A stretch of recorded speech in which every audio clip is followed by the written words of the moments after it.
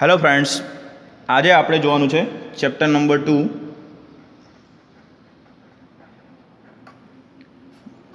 Moment of inertia. તો first of all moment એટલે શું? તો તમે લોકો ઓલરેડી એપ્લાઇડ મિકેનિક્સની અંદર ભણી ચૂક્યા છો કે મોમેન્ટ એટલે force into perpendicular distance. Force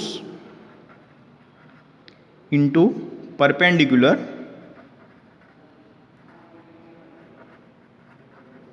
distance. હવે આપણે એસએમની અંદર સ્ટ્રેન્થ ઓફ મટીરિયલની અંદર મોમેન્ટ ઓફ ઇનર્શિયા વિશે સ્ટડી કરવાની છે. ઓકે, ઇનર્શિયા એટલે બે ટાઈપનું હોય. Moment of inertia due to mass, first one છે ડ્યુ ટુ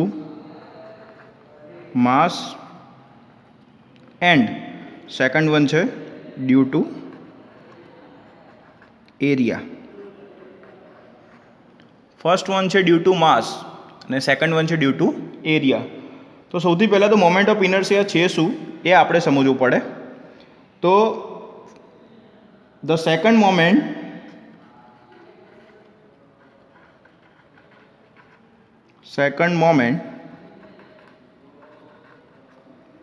of area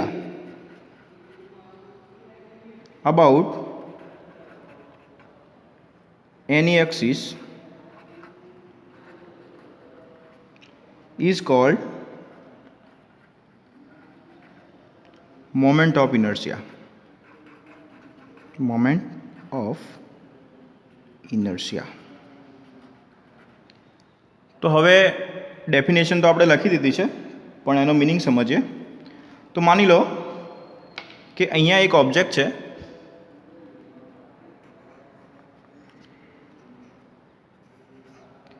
અને એનું અહીંયા એક અનુસંધાન અક્ષિસ છે અથવા તો રેફરન્સ અક્ષિસ છે. ત્યાંથી ડિસ્ટન્સ જે છે એ આપણે એક્સ લઈએ છીએ. હવે તમને સેન્ટર ઓફ ગ્રેવિટી અને સેન્ટ્રોઇડ એ તો તમને ખબર જ હશે. સમગ્ર પદાર્થનું દળ જે પોઈન્ટ ઉપર કેન્દ્રિત થયેલું હોય એને આપણે કહીએ છીએ સેન્ટર ઓફ ગ્રેવિટી પોઈન્ટ. બરાબર. તો સીજી પોઈન્ટથી રેફરન્સ એક્સિસનું ડિસ્ટન્સ કેટલું છે? એક્સ છે. અને આ જે ઓબ્જેક્ટ છે એનો એરિયા કેટલો છે? એ છે. તો આપણે આની ફર્સ્ટ મોમેન્ટ લઈશું તો તમને ફર્સ્ટ મોમેન્ટ એરિયાની કે મળશે તો એ મળશે એ ઇન્ટુ એક્સ, મીન્સ કે એરિયા ઇન્ટુ ડિસ્ટન્સ. ઓકે, તો ફર્સ્ટ મોમેન્ટ આપણે I1 કહી દઈએ, એ તમને મળશે એરિયા ઇન્ટુ ડિસ્ટન્સ, મીન્સ કે એરિયા ઇન્ટુ એક્સ. ઓકે, હવે આપણે આ તમારી જે ફર્સ્ટ મોમેન્ટ છે એની ફરીથી મોમેન્ટ લઈશું તો તમને સેકન્ડ મોમેન્ટ મળશે. તો સેકન્ડ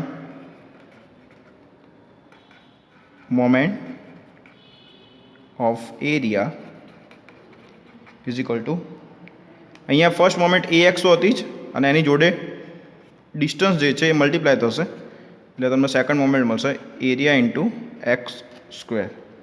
ઓકે, હવે મોમેન્ટ ઓફ ઇનર્શિયા જે છે એને આપણે ઇન્ડિકેટ કરીએ છીએ આઈ વડે. તો આઈ બરાબર થશે એ એક્સ સ્ક્વેર. તો આપણે આ જે ફાઇન્ડ આઉટ કર્યું એ શાના રીતે ફાઇન્ડ આઉટ કર્યું? Due to moment of inertia due to area. Okay, હવે આપણે જોવાનું છે moment of inertia due to mass. તો ડ્યુ ટુ માસ આપણે ફાઇન્ડ આઉટ કરવું હોય તો એનો ઇક્વેશન છે આઈ બરાબર એમ કે સ્ક્વેર. જ્યાં કે એ શું બતાવે છે? રેફરન્સ એક્સિસથી ડિસ્ટન્સ બતાવે છે. એમ જે છે એ માસ બતાવે છે. અને આની ઉપરથી તમારે જો યુનિટ લાવવો હોય, યુનિટ ફાઇન્ડ આઉટ કરવો હોય તો યુનિટ શું થશે? તો યુનિટ જે છે એ એમ એટલે માસ તો એકમ થશે કેજી. કે એ ડિસ્ટન્સ છે, ડિસ્ટન્સને આપણે મીટર વડે બતાવીએ છીએ કેજી ઇન્ટુ મીટર સ્ક્વેર. તો એ મોમેન્ટ ઓફ ઇનર્શિયાનો ફર્સ્ટ એક યુનિટ થશે. અને ડ્યુ ટુ એરિયા તમારે ફાઇન્ડ આઉટ કરવું હોય તો એરિયા માટે આપણે અહીંયા લખ્યું આઈ બરાબર એ એક્સ સ્ક્વેર. તો આઈ બરાબર એ એક્સ સ્ક્વેરની અંદર એરિયા જે છે એ તમે મીટર સ્ક્વેરમાં બતાવો તો એ મીટર સ્ક્વેર થશે. ડિસ્ટન્સ જે છે એ પણ મીટરમાં આવે છે તો મીટર, અને અહીંયા સ્ક્વેર છે એટલે સ્ક્વેર. તો એ પ્રમાણે આપણે યુનિટ જોવા છીએ તો શું થશે? મીટરની 4 ઘાત. Okay, meter raise to 4. Okay, તો મોમેન્ટ ઓફ ઇનર્શિયા જે છે એના ટોટલ 2 યુનિટ છે. ફર્સ્ટ વન છે, જો તમે માસ મોમેન્ટ ઓફ ઇનર્શિયા લેશો તો કેજી ઇન્ટુ મીટર સ્ક્વેર, અને જો તમે એરિયા લેશો તો મીટર રેઝ ટુ 4. ઓકે, હવે નેક્સ્ટ ડેફિનેશન આપણે જોઈએ. નેક્સ્ટ ડેફિનેશન છે સેક્શન મોડ્યુલસ.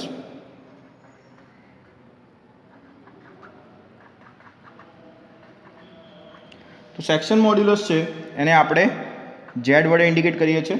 જીટીયુની એક્ઝામમાં આ 4 વખતે પૂછાઈ ગયું છે, બરાબર. તો સેક્શન મોડ્યુલસની જો આપણે વાત કરીએ તો it is a ratio of moment of inertia and distance of extreme fiber from neutral axis.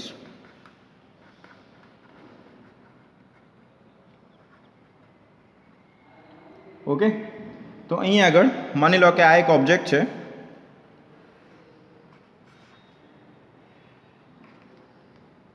અને એનું તમારે સેક્શન મોડ્યુલસ ફાઇન્ડ આઉટ કરવો હોય તો અહીંયા એની આડી એક્સિસ છે એને આપણે એક્સ એક્સ કહીએ છીએ, અને ઊભી એક્સિસ છે એને આપણે વાય વાય કહીએ છીએ. ઓકે, તો આપણે આ જે ઓબ્જેક્ટ છે એનું મોમેન્ટ ઓફ ઇનર્શિયા છે એને આપણે બતાવીએ છીએ આઈ વડે, અને ડિસ્ટન્સ જે છે of extreme fibre from neutral axis, તો આ ન્યુટ્રલ એક્સિસ છે, ન્યુટ્રલ એક્સિસ છે, ડિસ્ટન્સ જે છે એને આપણે વાય વડે બતાવીએ છીએ, બરાબર. તો જે છેડા ઉપરનો જે તેની ધાર હોય, તમારે જે ડિસ્ટન્સ લેવાનું છે ક્યાંથી લેવાનું છે, જે ધાર છે ત્યાંથી લેવાનું છે. તો ડિસ્ટન્સ જે છે એને વાય વડે બતાવીએ, બરાબર. તો આપણે છેડો છે એનું ડિસ્ટન્સ લઈએ છીએ, એટલે અહીંયા લખીશું વાય મેક્સિમમ, તો અહીંયા પણ આવશે વાય મેક્સિમમ. ઓકે, અને તમે યુનિટની વાત કરીએ આપણે તો આઈનો યુનિટ આપણે અહીંયા લખતા હતા મીટર રેઝ ટુ 4.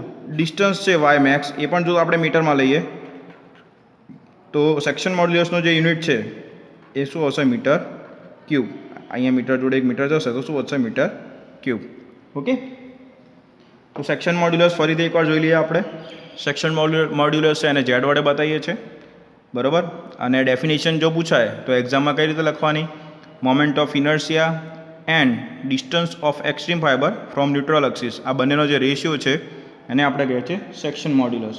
ઓકે, તો અહીંયા આપણે એક્સ એક્સ એક્સિસ માટે વાત કરતા હોય તો એના માટે section modulus Z x x બરાબર શું થશે, તો અહીંયા એક્સ એક્સ એક્સિસની વાત ચાલે છે એટલે અહીંયા આઈ એક્સ એક્સ આવશે ડિવાઇડેડ બાય ડિસ્ટન્સ. હવે જો આડું ડિસ્ટન્સ આપણે અહીંયા બી લેતા હોય, બ્રિજ છે એટલે, અને ઊભું ડિસ્ટન્સ આપણે જો અહીંયા ડી લેતા હોય, ડેપ્થ છે એટલે, તો અહીંયા આઈ એક્સ એક્સ માટે ડિસ્ટન્સ કેટલું થશે, તો આખું ડી છે તો અડધું ડિસ્ટન્સ કેટલું થશે, ડી બાય 2. એ જ રીતે આપણે z y y find out કરવું હોય તો ઝેડ વાય વાય બરાબર શું થશે, આઈ વાય વાય. હવે જો અહીંયા આગળ ડિસ્ટન્સ તમારે વાય વાય એક્સિસથી લેવાનું છે અને આ ધારનું લેવાનું છે, બરાબર. તો આખું ડિસ્ટન્સ કેટલું છે, બી છે, તો હાફ ડિસ્ટન્સ કેટલું થશે, બી બાય 2. તો અહીંયા તમારે મૂકવાનું છે બી બાય 2. તો અહીંયા ઝેડ એક્સ એક્સ અને ઝેડ વાય વાય તમને આ રીતે મળશે.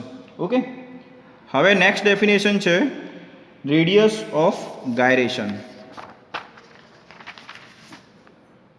તો રેડિયસ ઓફ ગાયરેશન કોને કહેવાય એ આપણે ડિસ્કસ કરીએ. તો રેડિયસ ઓફ ગાયરેશન જે છે એને આપણે બતાવીએ છીએ કે વડે. ઓકે, અને ડેફિનેશન એની થશે the distance from the axis at which if all the same element, small element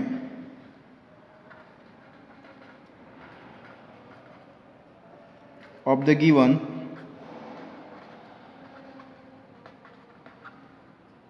lamina are placed the moment of inertia, શોર્ટમાં આપણે એમાં લખીશું, of the lamina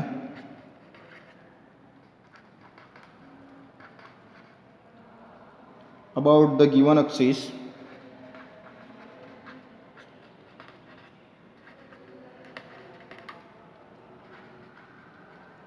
does not change.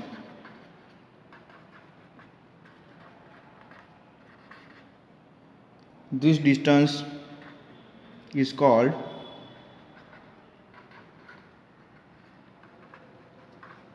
radius of gyration. શોર્ટમાં લખીએ તો આપણે કે. Okay, તો અહીંયા પ્રેક્ટિકલી સમજો કહેવા શું માગે છે કે અહીંયા રેફરન્સ એક્સિસથી કોઈ એક ઓબ્જેક્ટ આપ્યો છે, બરાબર, એનું એરિયા જે છે એ છે, ઓકે, અને ડિસ્ટન્સ કેટલું છે, એક્સ છે. હવે જો આની અંદર ઘણા બધા મોલિક્યુલ્સ હશે, ઓબ્જેક્ટ હોય તો એની અંદર ઘણા બધા મોલિક્યુલ્સ હોય, અને દરેક મોલિક્યુલ્સનું રેફરન્સ એક્સિસથી ડિસ્ટન્સ અહીંયા આપણે લેવા જઈએ ડિસ્ટન્સ તો કેટલું થશે, x1 થશે. એ રીતે આપણે અહીંયા કોઈ મોલિક્યુલ છે એનું ડિસ્ટન્સ લેવા જઈએ તો શું થશે, x2 થશે. તો આપણે રેડિયસ ઓફ ગાયરેશનની ડેફિનેશન શું કહે છે કે આપણે આ ઓબ્જેક્ટની અંદર, ફરીથી અહીંયા હું ફિગર બનાવું છું, આપણે આ ઓબ્જેક્ટ જે છે એની અંદર એવી કોઈ લેમિના વિચારીએ, લેમિના એટલે એક લાઈન આપણે હોય એવી લેમિના વિચારીએ કે જેની અંદર જે મોલિક્યુલ આવેલા છે એનું અહીંયા અનુસંધાન એક્સિસ મીન્સ કે રેફરન્સ એક્સિસ ડિસ્ટન્સ જે છે એ કેવું રહે, સેમ રહે, બરાબર. તો આ જે ડિસ્ટન્સ છે સેમ ડિસ્ટન્સ એને આપણે કહીએ છીએ રેડિયસ ઓફ ગાયરેશન, અને એને આપણે બતાવીએ છીએ કે વડે. ઓકે, તો એવા કેસમાં તમારે moment of inertia find out કરવો હોય તો આપણે શું લખીએ છીએ અહીંયા I બરાબર A ઇન્ટુ, હવે અહીંયા જો 1, 2 અને 3 આ 3 પોઈન્ટ છે, 3 મોલિક્યુલ છે, ત્રણનું ડિસ્ટન્સ જે છે એક જ લેમિનાની અંદર છે, એટલે ડિસ્ટન્સ કેવું થશે, સેમ થશે, બરાબર. તો અહીંયા I is equal to A into k square થશે. ઓકે, તો અહીંયા શું કહેવા માગે છે, જો radius of gyration, the distance from the axis at which if all the small element of the lamina are placed, અહીંયા એક અહીંયા જે છે એ રેફરન્સ એક્સિસ છે, ત્યાંથી અહીંયા આપણે એક ઓબ્જેક્ટની અંદર એક ડિસ્ટન્સ એક સ્મોલ લેમિના વિચારી છે જેની અંદર અહીંયા 3 મોલિક્યુલ્સ છે, બરાબર. તો એ 3 મોલિક્યુલ્સ જે છે, બરાબર, 3 જે ઓબ્જેક્ટ આપણે ઓબ્જેક્ટની અંદર 3 જે પોઈન્ટ છે એ પોઈન્ટનું અહીંયા રેડિયસ ઓફ અહીંયા રેફરન્સ એક્સિસથી ડિસ્ટન્સ જે છે એ કેવું રહે છે, સેમ રહે છે. ઓકે, એટલે શું કહે છે, ડિસ્ટન્સ કેવું રહે છે, સેમ રહે છે, બરાબર. એટલે એને આપણે કહીએ છીએ રેડિયસ ઓફ ગાયરેશન. જો ડિસ્ટન્સ ચેન્જ થાય, એક મોલિક્યુલ અહીંયા હોય અને બીજો અહીંયા હોય તો એને રેડિયસ ઓફ ગાયરેશન કહેવાય નહીં, બરાબર. તો રેડિયસ ઓફ ગાયરેશન છે એને કે વડે બતાવીએ છીએ અને આપણે લખીશું I બરાબર AK સ્ક્વેર. તો હવે આમાં કેને તમે કરતા બનાવશો તો શું આવશે, તો આ એ અહીંયા ગુણાકારમાં છે, ક્યાં જશે, ભાગાકારમાં જશે. તો I by A is equal to k square, બંને સાઈડ રૂટ લઈશું તો k is equal to under root I by A.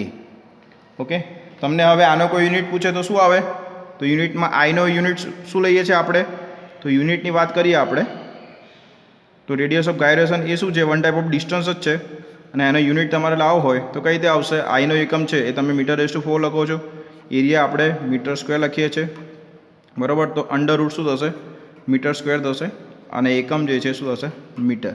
Means કે રેડિયસ ઓફ ગાયરેશન એ શું છે, વન ટાઈપ ઓફ ડિસ્ટન્સ જ છે, બરાબર. અનુસંધાન એક્સિસથી ડિસ્ટન્સ છે લેમિનાની અંદર રહેલા મોલિક્યુલનું, કે જેથી મોમેન્ટ ઓફ ઇનર્શિયા જે છે એ ચેન્જ ના થાય. મોમેન્ટ ઓફ ઇનર્શિયા ચેન્જ ક્યારે થાય, યા તો એરિયા ચેન્જ થાય, યા તો શું થાય, રેડિયસ ઓફ ગાયરેશનનો જે પોઈન્ટ છે એ ચેન્જ થાય તો ચેન્જ થશે. અહીંયા બધા પોઈન્ટનું ડિસ્ટન્સ કેવું છે, અનુસંધાન એક્સિસથી સેમ છે, એટલે મોમેન્ટ ઓફ ઇનર્શિયા તમને કેવું મળશે, સેમ મળશે. ઓકે, હવે નેક્સ્ટ આપણે 2 લો જોવાના છે. એક છે પેરેલલ એક્સિસ થિયરમ,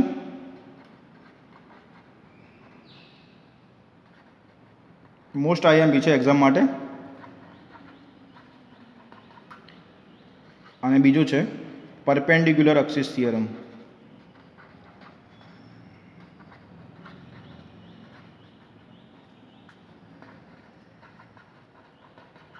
ઓકે, તો આપણે સૌથી પહેલાં આ જોઈએ, એના પહેલાં તમને સેન્ટર ઓફ ગ્રેવિટીનો જે કોન્સેપ્ટ છે એ ક્લિયર હોવો જોઈએ, બરાબર. ધારો કે આવો એક ઓબ્જેક્ટ છે, સેન્ટર ઓફ ગ્રેવિટીમાં તમને વાત કરીએ તો તમે જ્યારે નાના હતા એટલે આપણે જે સ્લેટ આવતી હતી કે જેની અંદર આપણે જે પેન આવે એનાથી લખતા હતા, બરાબર, તો એને આપણે વચ્ચે અહીંયા હોલ પાડતા હતા અને એને આપણે પછી શું કરતા હતા, આમ હાથથી હાથ આમ કરીને ફેરવતા હતા, બરાબર. તો એ કમ્પ્લીટ તમે વચ્ચે હોલ પાડેલું હશે તો શું થશે, તો અહીંયા આ જે સ્લેટ છે એનો એરિયા જે છે બધી બાજુમાં એક સરખો છે, બરાબર. એટલે માસ જે છે એનું ડિસ્ટ્રીબ્યુશન પ્રોપર હશે અને સ્લેટનો શેપ જે છે એ રેક્ટેંગલ હોય, બરાબર. તો આપણે અહીંયા વચ્ચે હોલ પાડીએ તો એનું સેન્ટર ઓફ ગ્રેવિટી પોઈન્ટ કઈ જગ્યાએ આવશે, તો જો અહીંયાથી આ તમે આમ જે દોરો છો એને આપણે કહીએ છીએ ડાયાગોનલ, અને શું કહીએ છીએ આપણે ડાયાગોનલ, અને એ જ રીતે અહીંયા પણ આપણે દોરીશું તો એ પણ ડાયાગોનલ થશે. તો બંને ડાયાગોનલ જે ઇન્ટરસેક્ટ થાય ત્યાં આગળ એનું માસ કેન્દ્રિત થયેલું હશે, બરાબર. તો એ પોઈન્ટને આપણે કહીએ છીએ સેન્ટર ઓફ ગ્રેવિટી પોઈન્ટ, એને શું કહીએ છીએ આપણે centre of gravity point, okay. અને એમાંથી જે પાસ થતી એક્સિસ છે એને આપણે કહીએ છીએ સેન્ટ્રોઇડ, ઓકે. હવે આ સેન્ટ્રોઇડનું ડિસ્ટન્સ આપણે જે પોઈન્ટથી મેઝર કરવાનું હોય એ પોઈન્ટ એ જે રેફરન્સ એક્સિસથી જે એક્સિસથી આપણે મેઝર કરીએ છીએ એને આપણે કહીએ છીએ રેફરન્સ એક્સિસ, એને આપણે શું કહીએ છીએ રેફરન્સ એક્સિસ, ઓકે. આપણે આ સેન્ટર ઓફ ગ્રેવિટી પોઈન્ટ છે એનું ડિસ્ટન્સ ક્યાંથી મેઝર કરીએ છીએ, તો આપણે અહીંયા રેફરન્સ એક્સિસ જે દોરી છે એક્સ અને વાય, બરાબર, ત્યાંથી આપણે આ જે ઓબ્જેક્ટ છે એનું ડિસ્ટન્સ જે છે એ મેઝર કરીએ છીએ, ઓકે. તો તમારે સેન્ટર ઓફ ગ્રેવિટી એ શું છે એ તમને ખબર હોવી જોઈએ, એના ઇક્વેશન શું છે. તો આમાં તમારે એક્સ બાર અને વાય બાર ફાઇન્ડ આઉટ કરવો હોય, આ પોઈન્ટને આપણે અહીંયા એક્સ બાર અને વાય બાર ફાઇન્ડ આઉટ કરવો હોય તો એના ઇક્વેશન શું છે, ઓકે. તો એ તમને ખબર હોવી જોઈએ, બરાબર, જે તમે ઓલરેડી આપણે જો ટોટલી આની અંદર આ તો એક જ સેક્શન છે, જો માની લો કે બે સેક્શન આપેલા હોય આ રીતે અને એનો તમારે centre of gravity find out કર્યું હોય, બરાબર, એક્સ બાર અને વાય બાર પોઈન્ટ આપણે નક્કી કરવું હોય તો આપણે શું કરીએ છીએ, અહીંયા આશરે પહેલાં નક્કી કરી દઈએ છીએ સેન્ટર ઓફ ગ્રેવિટી પોઈન્ટ, અને જી કહીએ છીએ અહીંયા એક્સ બાર અને વાય બાર. હવે આપણે અહીંયા રેફરન્સ એક્સિસ બનાવીએ છીએ, જે તમે ઓલરેડી આ વસ્તુ એપ્લાઇડ મિકેનિક્સની અંદર ભણી ગયા છો, અને ત્યાંથી આપણે પહેલાં centre of gravity find out કરો તો શું કરીએ છીએ, x bar is equal two A1 x1 plus A2 x2 upon A1 plus A2. એ રીતે મારે વાય બાર ફાઇન્ડ આઉટ કરવો છે તો શું કરીએ છીએ આપણે A1 y1 plus A2 y2 upon A1 plus A2. તો આ રીતે આપણે શું કરીએ છીએ સેન્ટર ઓફ ગ્રેવિટીના જે પોઈન્ટ છે એ નક્કી કરીએ છીએ, બરાબર. હવે આની અંદર પણ એક્સિસ ઓફ સિમેટ્રી અને એ તમે ઓલરેડી ભણી ચૂક્યા છો, બરાબર. તો અહીંયા તમે ટી સેક્શનની આપણે વાત કરતા હોય તો એની અંદર તમે જોઈ શકો છો કે આ આપણે અહીંયાથી માની લો કે એક લાઇન બનાવીએ વચ્ચે, તો આ જે હાફ પોર્શન છે એ આ જે પોર્શન છે એની ઉપર કમ્પ્લીટ આ રીતે ઓવરલેપ થાય છે. જેમ કે આપણો આ જે બંને હેન્ડ છે, બરાબર, અહીંયા બંને હેન્ડ છે એ અહીંયા આપણે આ જે એક્સિસ છે એને આપણે એક્સિસ ઓફ સિમેટ્રી કહી શકીએ. કેમ કે આપણે આ એક્સિસને અનુલક્ષીને આ હાથ જે છે એને બંનેને આપણે આમ ફોલ્ડ કરી શકીએ છીએ, બરાબર.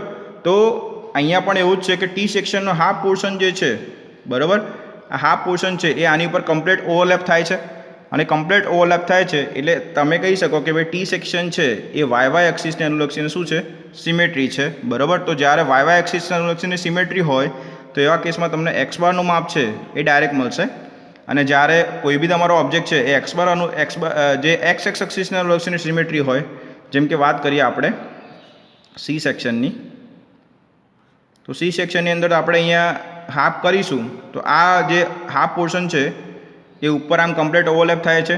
તો અહીંયા આગળ વાય એક્સિસ એક્સ એક્સિસને અનુલક્ષીને સિમેટ્રી છે, તો એવા કેસમાં તમને વાય બાર જે છે એનું માપ તમને ડાયરેક્ટ મળશે, બરાબર. અને જો માની લો કે આઈ સેક્શનની વાત કરતા હોય તો આઈ સેક્શન જે છે એની અંદર આપણે અહીંયા આગળ